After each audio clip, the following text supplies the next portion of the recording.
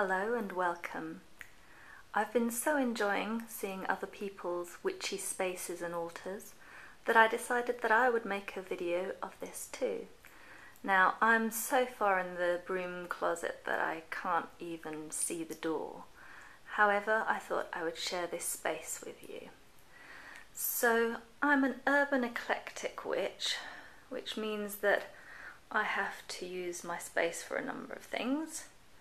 Here's my home office, and then over here we have cupboard space, and we'll get back to that later. And then here we have my altar along with meditation cushion and some decks under there. Moving further around, we also have a print from the Steampunk Tarot and a couple of crystal balls, which I think are gorgeous. And further over, I have a wall hanging. I'm not sure if you can make that out, but it's made with seashells, and that is on the west wall.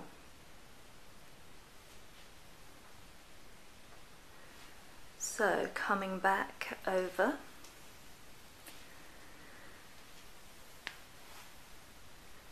let's have a little look at the altar itself.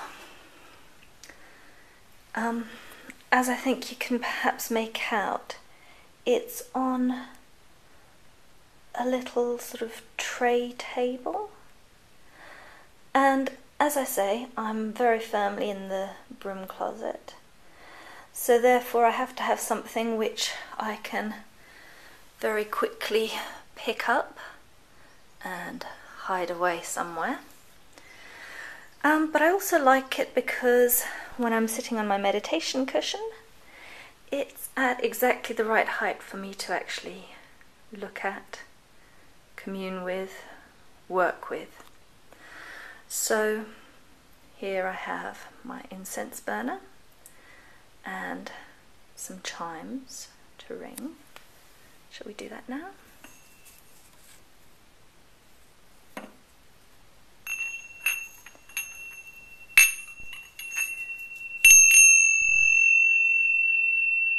Aren't they lovely? I've had those for over a decade now. I used to use them at the start and end of every yoga class I taught. And, sorry. So I also have a daily card to meditate on from the Goddess Oracle by Amy Sophia Marashinsky and Hrana Yento. And I have a lovely goddess statue that was made by someone who is actually good at making these things. And then these three little ones are goddess figurines that I made myself to represent the maiden, the mother, and of course the crone. And they stand in front of cards which I've scanned in together that represent the same. I have Bridget at the moment as the maiden, though I know that she also has a mother aspect. And Freya, although she sort of has a virgin aspect, I guess, also has that aspect of conception, so very young motherhood. And then finally Hecate. Bridget and Hecate are the two main goddesses that I work with, and I've added in Freya because this is going to be my Beltane altar, though it's not yet complete for that purpose. I also have, new addition, a horned god. This is a Pan statue, and it's over to the right of my altar. And I've long felt that I shouldn't have a god on my altar, but that's changed quite recently, so I thought that this chap would make a nice addition. And then over here I have some shells and a little bowl that represents the Tintagel labyrinth, and that has rainwater in it that I've also purified. And even further over down here we have some palm stones, once again in white for the maiden, red for the mother, black for the crone, and another sphere of red, because at this time doing a Beltane ritual I want to draw more on the mother energy. I also have some cards out on my altar at the moment. This one is from the Gaian Tarot. It's the Four of Earth, which would be the Four of Pentacles in most normal decks. And I have it there because in a recent path working, the squirrel came to me as one of my animal guides, my spirit guides. And so that card is there to remind me of that. And I also have these two cards out.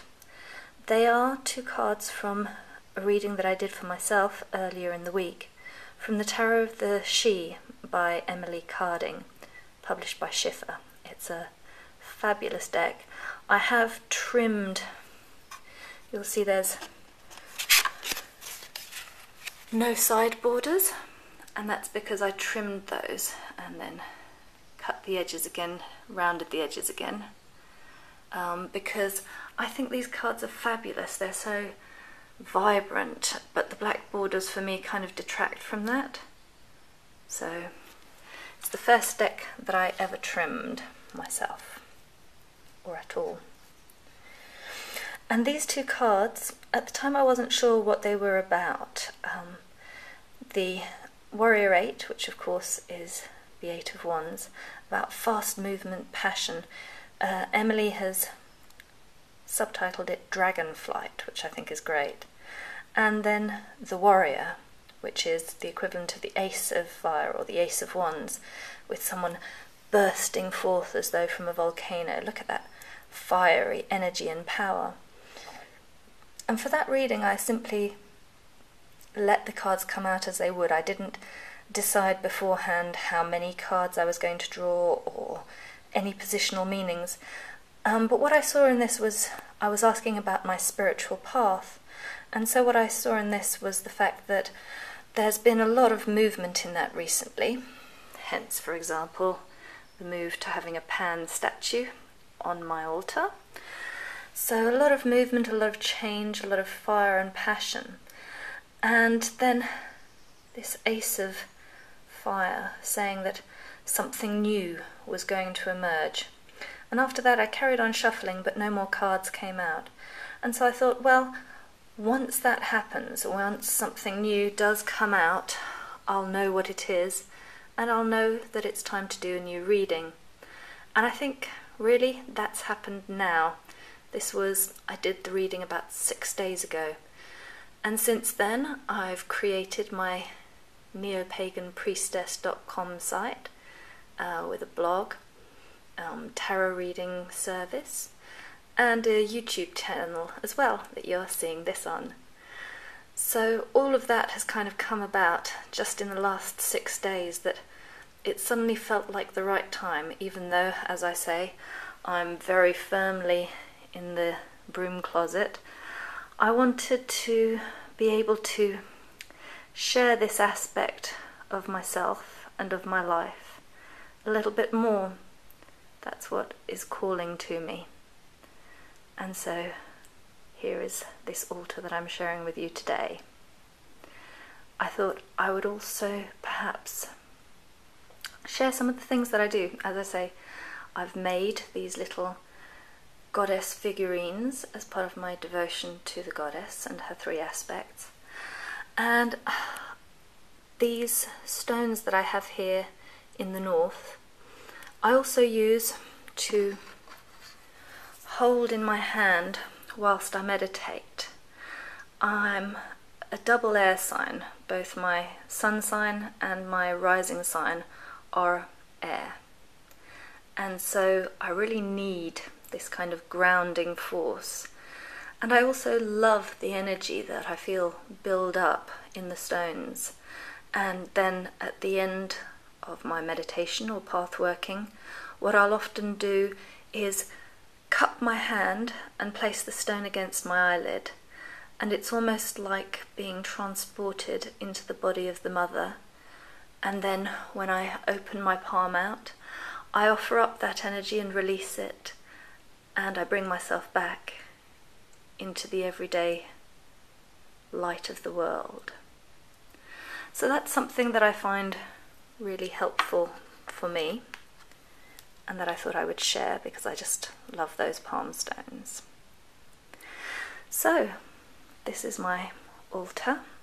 As I say, I'm going to be adding to it a little more for Beltane, and as you can see, there's no altar cloth because it doesn't really fit on the tray, but I might try doing something about that at some point. I'd really love to have a bigger altar, more space, but then maybe it would get more cluttered too. I also want to show you down here what I have. I have 3 decks which I use, well, all 3 are actually on the altar at the moment, one way or another. But these are 3 of my main decks. There's the Gaian Tarot, and I could pronounce that one Gaian Tarot because that's the way that all the Americans pronounce it, but normally I pronounce things differently. So here we have the Tarot of the She by Emily Carding, and it's in a bag which I think is absolutely gorgeous. It has the glyph which Emily uses on all of the major arcana cards, the great glyph of the She, of the fairies. And this bag was created by Anya M. You can find her at anyam.co.uk. I'll put that in the information below this video because she just does the most amazing bags and reading cloths, and even does priestess robes, things like that, so just stunning. And then finally I have the Goddess Oracle, which I mentioned before, in a triple goddess bag.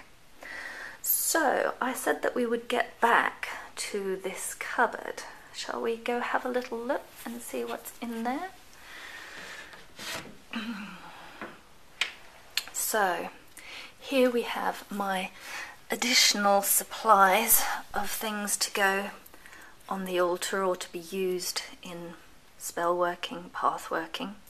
As you can see, there's a Tibetan bowl and an amethyst crystal ball, little amethyst candle holder, and way in the back there's a clear crystal ball and a little cat statue which was on my altar for quite a while, as well as a, how can I show you this, a cat incense burner for Bast, who is also a goddess that I think is wonderful, but not one of my main goddesses, shall we say.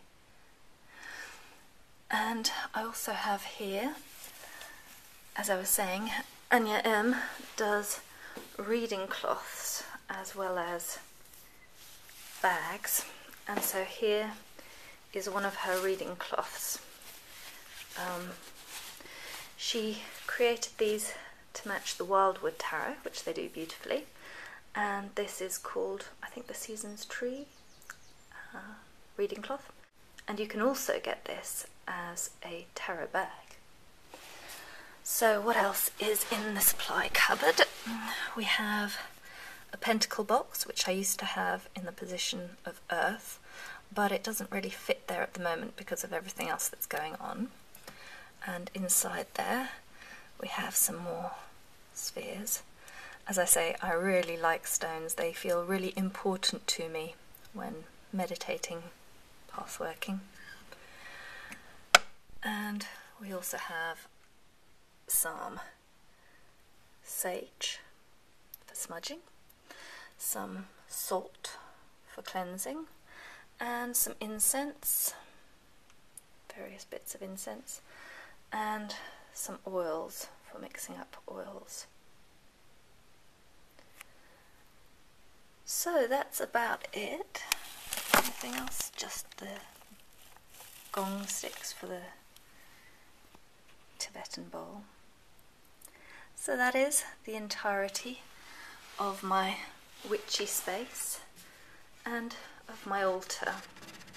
I hope that you found it interesting seeing this, and I look forward to seeing other people's altars and spaces as I look around and explore more here on YouTube.